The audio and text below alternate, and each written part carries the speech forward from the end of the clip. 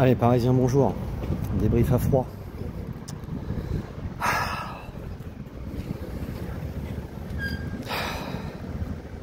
Ça va toujours pas. Hein. On a battu ce matin, on n'a plus envie.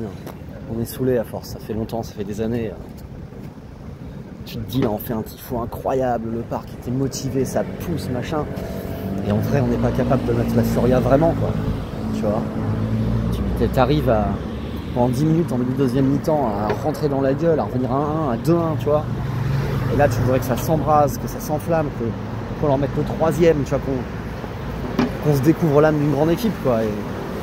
Et non, t'es pas solide, tu prends deuxième but, très beau sur une relance de merde de ton gardien, il est coupable sur les 3 buts de Donnarumma, putain, il est coupable sur les 3 buts de Donnarumma.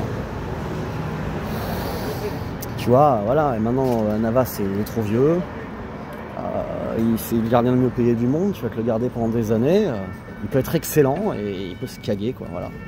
Et là hier, j'ai pas compris, à l'échauffement il avait l'air bien, il était acclamé par le parc, on lui a donné de l'amour, tu vois, il devait se sentir enfin en confiance dans son jardin et sortir le grand match qu'allait faire de lui le grand gardien du PSG pour les années à venir. Et non, quoi. Ah ouais, non, franchement, là tout le monde tombe un peu sur Luis Enrique, moi.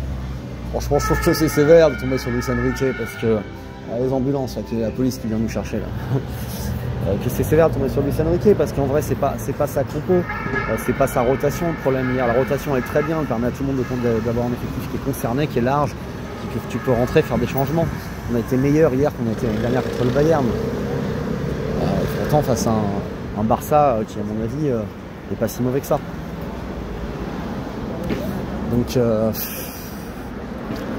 Non, il y a des choix un peu surprenants. C'est vrai que son amour en première partie de saison pour Skriniar, là, même sa passion pour Beraldo. Beraldo, on a vu que c'était fait un peu manger. Moi, j'avais dit en avant-match, mais après, c'est vrai que c'était pas. Tu peux te dire, vas-y, sois revanchard, impose-toi. C'est toi le futur. Je te fais confiance, je te donne les clés, tu vois. Et parfois, faut aussi. C'est vrai que moi, je pensais que Danilo sur Lewandowski, c'était plus malin. Mais bon, on sait pas, tu vois. On n'a pas eu ce match-là, du coup, forcément. Et là, c'est vrai que Beraldo, il est fébrile, il est sur les erreurs. C'est lui qui entraîne les erreurs, qui font douter Donnarumma, qui se chie sur ses deux premières interventions un peu de façon fébrile. Et à partir de là, il a le rat dans la tête et c'est terminé. Non, franchement, ça décourage les mecs. Donc il y a ce match retour dans une semaine. Tu peux te dire les trucs d'usage, les machins, ouais. Dans le foot, tout est possible. C'est vrai qu'avec la nouvelle règle là, tu pars qu'avec un but de retard. Ce PSG, moi je crois pas qu'il peut aller le faire à Barcelone. J'y crois plus en vrai, j'y crois plus. Sur le papier c'est possible, mais il faut un Donnarumma en mode muraille et un Mbappé en mode Coupe du Monde. Voilà. Et en vrai, Mbappé, il est moins bon. Il est moins bon pas que parce qu'il n'y a plus le schéma, à cause du schéma d'Enrique. Il est moins bon aussi parce que quand Vitinha joue pas juste derrière lui, il manque quand même de passeurs pour le lancer.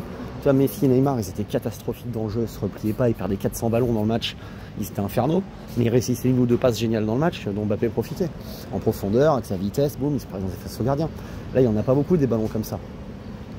Donc, ouais, je vois pas pourquoi on fera un miracle, quoi. Mais après, voilà. L'histoire du PSG, c'est que tu reprends toujours quand tu l'attends pas. Les mecs, on vous attend plus.